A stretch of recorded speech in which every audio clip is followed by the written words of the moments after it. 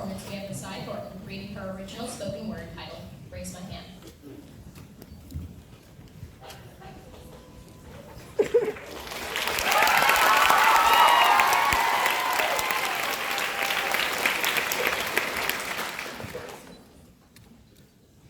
Sitting, listening to conversation I don't agree with, but I act indifferent.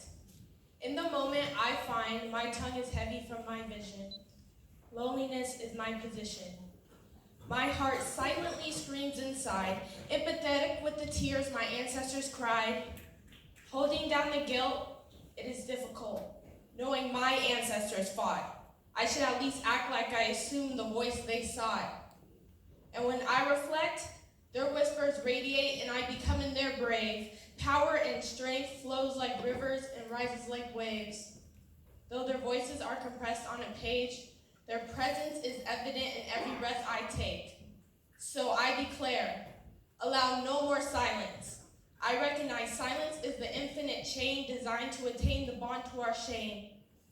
No longer will I lower my head. They marched across the bridge whilst beaten with whips. Their heads were following the sky because they knew their mothers and fathers were looking with pride. So why can't I? I fully understand keeping my head down is to deny their voices and mine. Keeping my head down is like refusing the knowledge and strength they provide.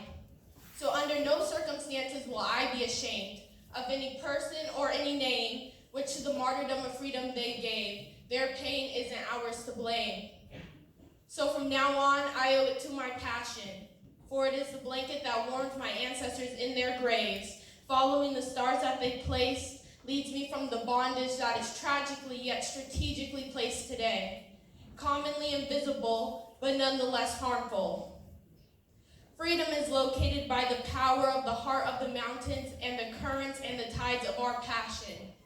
So, when I go back to my classroom, I will speak for the thousands of years of history, the history before slavery. I will see who I truly am from the roots of the motherland, and when it is time, I shall raise my hand.